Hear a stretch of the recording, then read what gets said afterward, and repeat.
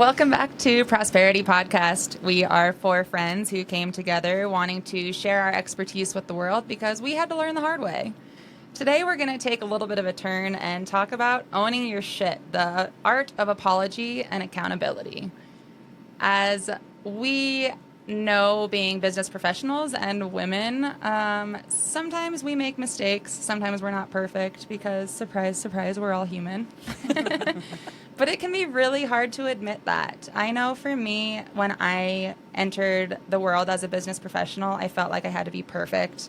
I always had to have my hair and makeup done really well and be dressed really nice and had to, always send the perfect quote and handle a claim perfectly and always have the answer. And I learned very quickly that that is not only unrealistic, but that's literally impossible.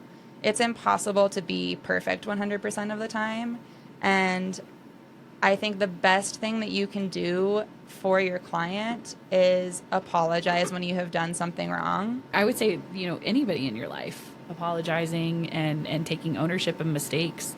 I think that you build trust with that person. You build trust with yourself, that you can identify when a mistake has been made. And I think it holds you accountable to what you're doing and who you're with in those dynamics.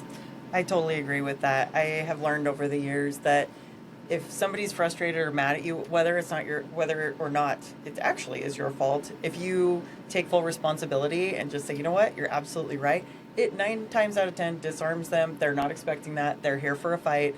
And when you just say that, you can almost always take the heat out of the situation. Mm-hmm. And most of the time, in my business anyway, I've had people come back and apologize that, I'm sorry, I know I was out of line, that was not your fault. And even if somebody on my team messes up, I will always say that it's my fault. It's never the way to throw anybody else under the bus. And you just own it, and people respect that you've made a mistake. Like you said, we're all human. And I think sometimes taking that mistake, you can make that into a real positive. Some of my best referral partners have come because a mistake happened along the way somewhere, and we were able to fix it. Yeah, absolutely. I don't know about you guys, but nothing frustrates me more than somebody not taking ownership of their mistakes. Somebody like throwing somebody else under the bus or making excuses or, some kind of like justification for why they're not in the wrong.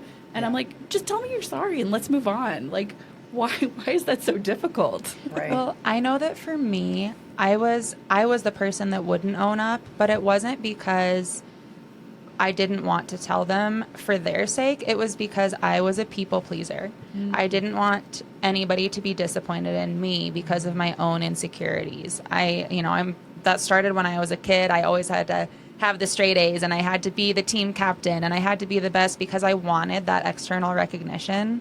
And so I have always been a chronic people pleaser, which has led to not wanting to own my shit because it's a pride thing, I think. I don't want to disappoint people, but what happens when you don't own your shit? What are the repercussions? Well, that person is going to trust you a lot less in the future, and your voice is going to matter less and less. And those are the lessons that I had to learn the hard way, where I had to get over my own shit. Being a people pleaser, like, we got to get over that. We got to get past that and be able to be vulnerable, both in personal and professional relationships. Courtney, can you tell us your Airbnb story? Well, that happened the first time we were starting this podcast series, and I got a text message that my Airbnb guests were on their way, and I had no idea I had guests. So I immediately responded that was totally my fault, and my husband luckily jumped in and quickly got it all taken care of, and everybody was happy. But yeah, it's one of my things to always try to address issues. Being a realtor, my phone's been blowing up since we've been in here. Like if you call in and they're like, this example happens a lot. You have really poor service at a restaurant and they always blame the cook. And I'm like, for sure. You don't have to blame the cook because you forgot to bring our food in, Right. And so I think you can always tell when somebody is doing that. I know for me too, if I put something off, if I have to have a difficult conversation with somebody, I'll bump it back because it makes me nervous because I'm like, oh, I really don't want to do that. So I bump it back and I bump it back and I bump it back, and it blows it up into this thing so big in my head that it feels like it's almost unconquerable. And then when I eventually do it, it takes 30 seconds and there's this mountain that falls off of my shoulders. I'm like, why the hell did I wait so long? Yes. Just do it. Which one of you said eat the frog? Me. Will you tell us about that? Because I loved that. So there's a book called Eat That Frog, and the premise of it, it's one of those really like fun small books that you can read in like 2 hours. But the whole premise of it is do the thing that is the most painful first thing in the morning. Like just knock it off your list because it's never as hard as you think it's going to be. That's why people work out first thing in the morning, right? Right, 100%. I'm 6:15 a.m. workout. You betcha. Get that off the plate because everything else is easier than that the rest of the day. So eat the frog. Get it done, and it's almost never as bad as what you thought it was going to be. And then again, everything else just feels better. It's like when I'm making phone calls, I will call the one that I am just dreading calling first and just get it off the list because then everybody else is just easy to call. I love that so much. Yeah. Something that is relatively new of a concept to me is boundary setting. Kind of along these same lines of being a people pleaser and being afraid to disappoint people, I feel like it's been ingrained in me to always say yes, to just be a yes man. You know, a client is always right. You always say yes. And very, very recently in my career, I have realized that sometimes the best thing that you can do for somebody is to say no. Yep. Mm-hmm. I have multiple clients recently that I am not the agent for them for multiple reasons, but you know, me 3 years ago would have said yes and just tried to figure it out. Me today has a bunch of referrals in my network and I'm like, you know, this person would be much better suited for you. Not only is the client going to be much happier in the long run, but I also am sticking to my core values in doing so. And your area of expertise and what you do best. I do exactly the same thing. There's things that I'm not the best at. And if a client calls me about that, I'll refer them to who I do think is the best at. And I think that's boundaries for you, but it also just opens up a bigger referral network for you. It's about you're helping somebody else and then they want to help you. And that person you sent to somebody else will always remember that. I can't tell you how many times clients have come back to me because I referred them to the right person the first time. Mm-hmm. And I think you're right about the being able to say no. We all feel like we have to justify that. And to remember that no is a complete sentence. Like Yes. Say it louder for the people in the back. Yeah. Well, my coach told me, the best thing my coach told me this year was, if it's not a hell yes, it's a no. And I love that. Yeah. yeah, Hell yeah. I think our society right now, it is like a badge of honor to be busy and to have all the things. And I freaking hate that, to be honest. I'm Me like, too. I do only the things that I either love or I want to do, or I'm making a difference for somebody else, or it makes me money. Like that's kind of it. If it or it makes me better, that's it. Right. Other than that, like I just have so many things that I want to do, and I love my life so much that adding in other things, it doesn't always make sense for me, and I don't want to half-ass something for somebody new that I'm taking on, or for the people that I'm already committed to stuff to. So that's been, I'm the queen of ideas. I have a million things that I want to do. So I always go back to that. If it's not a hell yes, it's a no. And it came up because I was like, God, I need to start doing this. I have this thing and I've been saying I'm going to do it forever. And she's like, if it's not a hell yes, then, I mean, clearly it's not a hell yes if you're not doing it right now. So you need to take that off of your to-do list and go find something else that is a hell yes.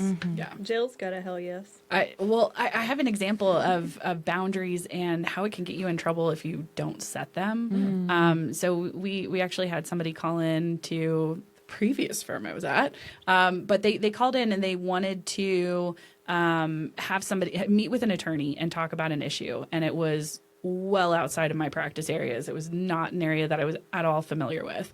And I would be doing a disservice to meet with them. And so I responded to our intake specialist and let them know, you know, that's not within my area of expertise. I'm not going to be the person that can do it. And everybody at the firm, this is well outside of our expertise. Like, we need to refer them to somebody who can do that. And we had a meeting with all of the attorneys, as we did on a weekly basis, that following Friday. And we got lambasted by the owner of the firm because he was so frustrated that nobody was willing to step up and take this emergency consultation and give these people legal advice. And my response to that was, if we're not versed in this area that this person wants us to give them advice on, we're going to have to do extensive research to find these answers. And they could go to somebody that's not going to have to charge them for the time to research these issues because they practice this area. Yeah. Doesn't make sense, and it does a disservice to the client who wants to come to you for legal advice. I think you create a much better level of trust and understanding when you refer them to somebody that can actually help them, and they remember who you are, and they can come back at a later date when their subject area actually falls within your areas of understanding. 100%. And they'll remember that. And I think sometimes it's just taking on too much for actual time. I mean, there's only so Sure. many hours in the day. I remember there was a fencing company that I used to refer people to, and they would say yes to everybody, whether it was a big project, a little project. They just kept saying yes, yes, yes. And what ended up happening is when you say yes to everybody, it becomes a no for everybody because they were never on time. They'd say they were going to show up, and then they didn't. And then all of a sudden, all these people I'd referred them to are calling me going, hey, where's your friends? Why are they not showing up? And I'm like, I don't know. But if they had literally just said, I can't commit to that right now, or I don't take on this scope of project, or I would love to do this project for you, but I'm 4 months out, setting proper expectations is always the right answer. If you say yes to too many people, you'll never be able to meet or exceed those expectations. You're going to disappoint people, and you're going to lose their business and their referrals down the road. Same with real estate. We are always told you should specialize in something, and that's a little bit hard to do in our smaller area. But I don't try to do commercial real estate. I get clients who need help with that, and I've helped them with other things, or we had an interaction in a transaction and they need help. So I call in my commercial realtor, and we work with them together. I will meet with them, find out what they want, maybe even show them the property, but as soon as it gets to the negotiation part, hey, Sunny's coming to help. And I just did that this past week. Same with a couple of listings that I did not end up getting recently, and they were interviewing different realtors, and they got listed for much higher than I had recommended. They're still sitting on the market. One of them's about $450,000 over what I recommended. And there's no way anybody's going to pay for it. Yeah. That's a great example of boundaries, though. Not taking a listing that you know is going to set improper Waste expectations. my time, too. Well, Yeah. right, your time and your money. But not only that, if those people, they're probably planning their next house that they're going to buy. They're planning what debt they're going to pay off. And if they're overestimating by $450,000, that's a total game changer for They're them. both And helping relatives that are incapacitated. Oh, man. they're both Who going to need that be, money. yeah, that's just a disaster waiting to hard. happen.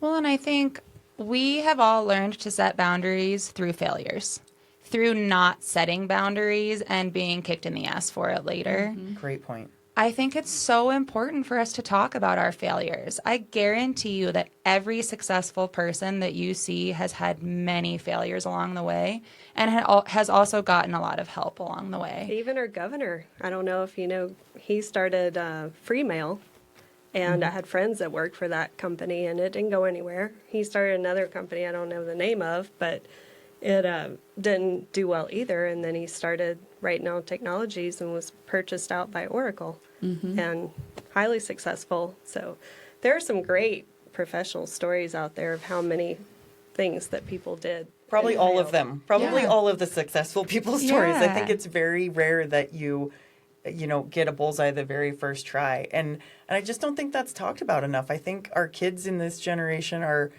scared to fail, and they're scared to admit when they're wrong. And I think the best thing we can do as parents is show them, let them see you try things. Let them see you not be successful at things, and tell them that that's okay. I just finished this awesome book by Jamie Kern Lima called Worthy, and there was a story in there about Sarah Blakely, who's the founder of Spanx, and she was saying that her dad at the dinner table every night asked them, what did you fail at today?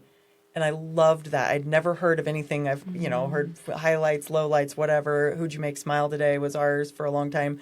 But what did you fail at? I mean, Yeah, just normalizing exactly. it. It's exactly what I was going to say. Just normalizing the fact that we're supposed to fail. If you're not failing, you are not trying hard enough, and it is absolutely okay. I had to take the bar more than once. Did you? And something that like kept me going was like looking up like, famous successful people who had to take the bar more than once. And it's like, Hillary Clinton took it 3 times, and Wow. JFK took it 3 times, and Michelle Obama took it twice. And I'm like, oh my gosh, I'm not alone. Totally. Like, there are people out there and they're still successful, and this doesn't, follow you around like a stigma for the rest of your career. So that was There's that lovely quote that says, don't compare your beginning to somebody else's middle. And Right. oftentimes you see somebody else in their middle and they have learned so many of those lessons and they have failed so many times where they're to this point where they are very successful and they are making a really good income. And it's easy to feel like they just naturally had that ability or they have been that successful from the beginning because we don't talk about it enough.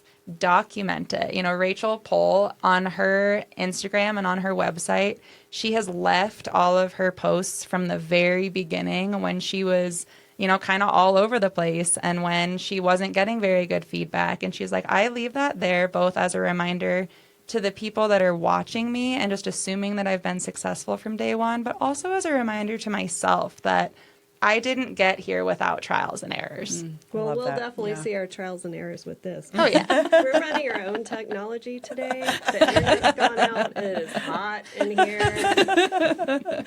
Yeah. I think humble and hungry is what that comes back to when Yeah. you think about those for the people that are really successful. Like, you got to stay humble. And I think staying hungry for that next thing, most of your people that actually go out and get super successful and crush it, that's not their be all end all. Then they have a coaching program or a new business or this or that. There's always the next thing. And You're I just building think your muscles. you are. Yeah, you're building what you are learning, and you learn what didn't maybe work the first time, and you learn how, sales is important and how to hire the right people or how to, fire quickly and hire slowly or whatever the term is. There's lots of different little things that people learn with each new business that they do or each new venture. And I think success leaves clues, and it's one of those things, they always say the rich get richer, but I think that's why, because they figure out the secret, not real secret, but the formula for how to work hard, how to be in front of the right people, and mostly just how to keep going. I think there are more dreams that have died just by people not trying than by people failing. Yeah. And you just got to give it a shot sometimes and keep going. There's no deadline for when you have to get this done by. If this didn't work, try something else and just keep going until you make it work. I think in the majority of situations, you learn more on your failures than you do on your Totally. successes. I don't You walk think I away ever smarter. told you the story about something I did that I knew going tell. in that I was going to fail. I was told, recycle glass was a big deal in our area for a long time, a while back. And I realized I love glass. I have glass bottles all over my house. I have stained glass. I kind of want to solve this issue. And so coworker of mine that wanted to do something besides what she was doing, not a coworker, a friend. And so we started talking about it, and she was married to an architect and I was married to somebody that did recycling. So we just looked into it, discussed it, and got a kiln, started going behind the bars and getting pretty bottles of liquor and sake. And I just started playing with it and researching. I'd never used a kiln before, but the passion that I had behind creating something with trash was insane. So eventually I figured out how to clean the bottles, crush them, and make glass sheets, which turned into tile, and we had glass roots of Montana. Love that. How cool. And I was told that stuff's going to explode off the wall, and I just ran into Larry Pearson yesterday, who's a very well-known architect around the world, and he has a whole wall of it in his awesome. guest bathroom. And I said, it didn't blow off the wall, did it? Nope, it's still there. I think we could keep talking about this topic for hours, but we won't do might that to you. melt. Thanks so much for tuning in this week. We will see you next week.